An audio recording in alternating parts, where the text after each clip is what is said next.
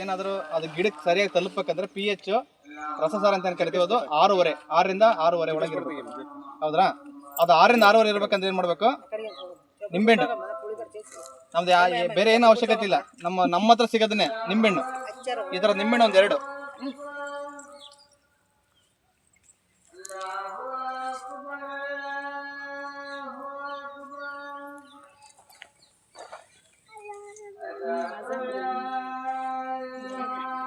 ಹೌದ್ರಾ? ಈಗ ನಿಂಬೆಹಣ್ಣು ಹಾಕಿದ್ವಿ, ಏನಾಯ್ತು ಅದು ಸಂಪೂರ್ಣವಾಗಿ ಕರಗಕ್ಕೆ ಸೆಟ್ ಆಯ್ತು. ಆಮೇಲೆ ಗಿಡಕ್ಕೆ ಅದು ಮಳೆ ಬಂದ್ರು ಏನೇ ಬಂದ್ರು ಕೂಡ ಗಿಡಕ್ಕೆ ಅಂಟ್ಕೊಂಡೇ ಇರ್ಬೇಕಂದ್ರೆ ಏನು ಮಾಡಬೇಕು? ಒಂದು ಶಾಂಪು, ₹1 ಶಾಂಪು. ಎಷ್ಟು ಖರ್ಚಾಗ್ತವೆ ಇದಕ್ಕೀಗ? ಅದಕ್ಕೊಂದು ₹2, ಇದು ₹1, ₹2.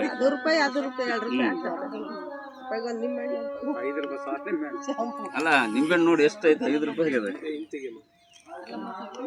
ಇದು ತರಕಾರಿ ಸ್ಪೆಷಲ್ ಅಂತ ಹೇಳಿದ್ನಲ್ಲ, ಇದು ಒಂದು 80 ಗ್ರಾಮ್ 16 ಲೀಟರ್ ಟ್ಯಾಂಕ್ ಐತದ.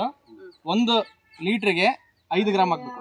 ಅದು 16 ಲೀಟರ್ ಟ್ಯಾಂಕ್ ಇರೋದ್ರಿಂದ ಏನು ಮಾಡ್ತೀವಿ, ಒಂದು 80 ಗ್ರಾಮ್ ಅಷ್ಟು. ಅಂದ್ರೆ ಇದು ನೀರಿನಾಗ ಹಾಕಿ ಸಕ್ಕರೆ ಇದ್ದಂಗೆ ಅದು ಕರಿ ಬಿಡುತ್ತೆ ಅದು.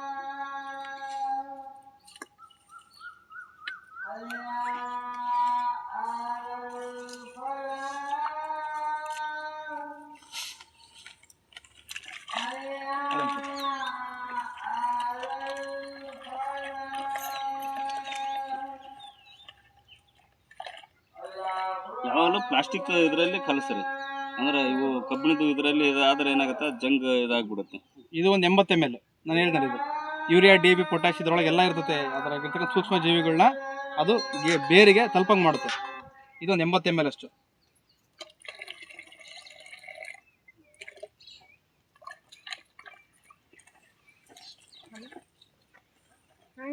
ನೀರು ತುಂಬಿಸಿದೇನಾ ಅದ್ರಿ?